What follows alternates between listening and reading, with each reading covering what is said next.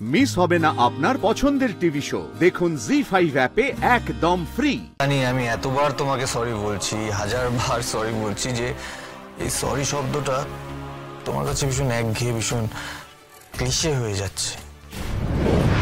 সুমিনা, তোমার সাথে গল্প করবো বলে। একদম ঠিক ধরেছি আমি। মনে মনে গুমড়ে গুমড়ে মরছে মেয়েটা,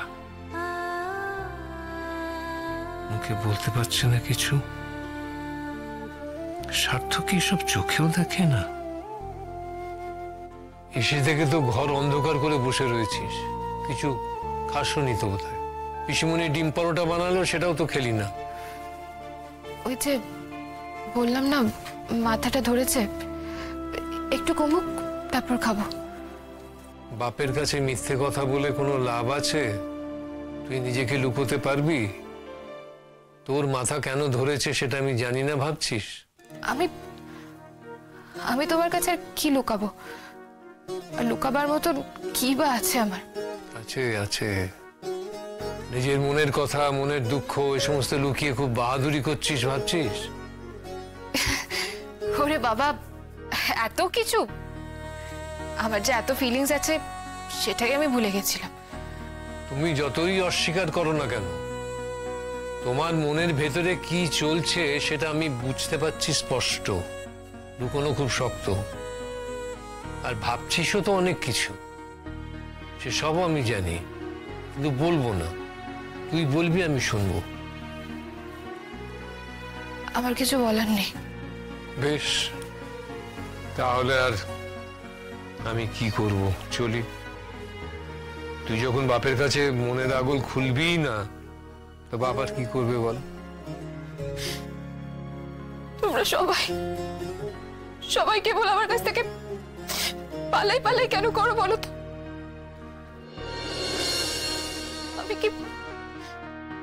আমি কি এতটাই খারাপ যে দুদণ্ড আমার কাছে বসা যায় না?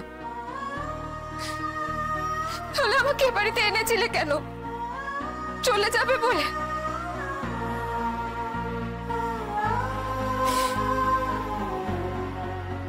এতটা কষ্ট যখন পাচ্ছিস, যেতে দিচ্ছিস কেন? মানা করছিস না কেন? কাকে কি বারণ করবো আমি? আসলে বাড়ির জন্য মনটা কেমন করছিল। তুমি যে মাথায় হাতটা রাখলে আমি কেঁদে ফেললাম। বাপি, তোমার এই ব্যাপারটা যেন খুব খারাপ। খালি খালি কাঁদিয়ে দাও আমাকে। সে নয় ঘরে ঢুকে আমি এখন তোকে কাঁদালাম, কিন্তু তার আগে যে কাঁদছিলি সেটা কাঁদছেন না। রাখো তো ওই কানাকাটির কথা। তোমার ছেলে এত বড় একটা খুশির খবর আনলো, কোথায় তুমি এক্সাইটেড হবে তা না, কে কোথায় কাঁদছে তা নিয়ে পড়লে। কি কোথায় তো নয়, সে আমার মেয়ে, তার চোখে জল পড়ছে, আমার বুকে বাজছে সেটা। জানো তো ভাবি, আমি স্যারকে বলেছি ট্রিট দিতে হবে বড় করে। সেই সময় কি আর পাবে? তুমি দেখো না, আমি ঠিক সময় বের করাবো। ট্রিট না দিয়ে অমনি অমনি চলে যাবে? আমি যেতে দেবো না কি ওরকম করে? আটকে রাখবি? পারবি? না, সেটা হয়তো পারবো না। কেন পারবি না? তুই জোর দিয়ে বলবি না তুমি যাবে না। হ্যাঁ, বলবোই তো। স্যার যদি আমাদের সকলকে ট্রিট না দিয়ে চলে যায়। আবার স্যার? স্যার তো কলেজে, কতবার বলেছি এখানে সার্থক। আসলে সবসময় স্যারই বলি তো, তাই মুখ ফসকে বেরিয়ে গেছে। এটা অভ্যেস হতে একটু সময় লাগবে। কিন্তু সেই সময়টা কি তোরা দিচ্ছিস একে অন্যকে? তুই নিজের সঙ্গে এত লড়াই করছিস কেন? তোর অভিনয়টা আমার চোখে ধরা পড়ে যাচ্ছে তো। কি যে বলো না তুমি। আর নিজের সঙ্গে লড়াই মানেটা কি? মানে তুই যেটা করছিস, তুই কষ্ট পাচ্ছিস কিন্তু হাসার চেষ্টা করছিস।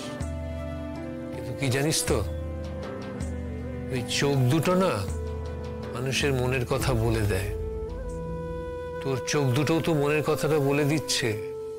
তোর মনের কথাটা কি জানিস? ও, আমি তোমাকে বলতেই ভুলে গেছি, আমাদের আমাদের ফাইনাল এক্সামের ডেট দিয়ে দিয়েছে। এখন থেকেই যা টেনশন হচ্ছে না আমার, উফ বাবা। এই কথাটা তুই বলেছিস আগে। ও, বলেছি না? বলেছিস।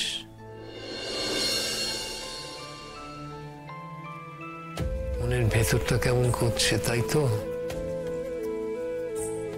তুই বাঁদরটাকে জোর করছিস না কেন? বলছিস না কেন যে না তুমি যাবে না, তোমাকে যেতে দেবো না?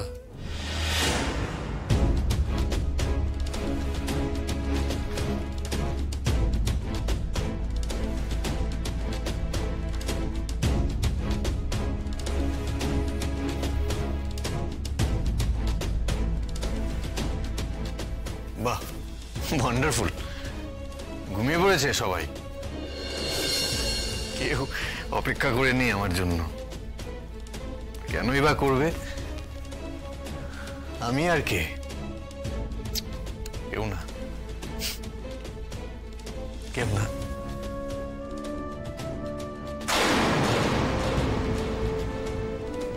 বাহ, অনির্বাণ নেশা করে এসেছে। আমার রাস্তা তো আরো পরিষ্কার হয়ে যাচ্ছে। ফাস্ট, সবকিছু আরো ফাস্ট ঘটাতে হবে।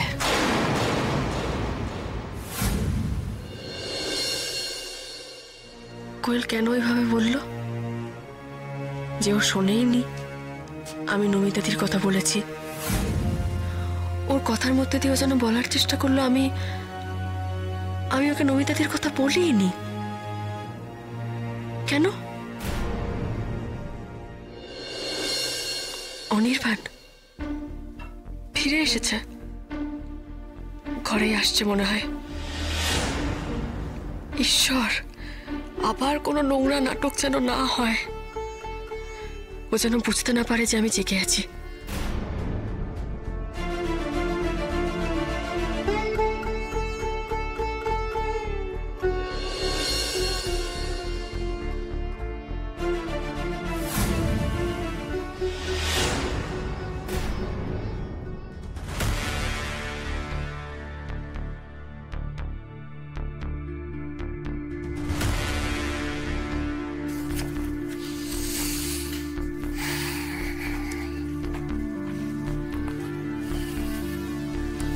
রাই,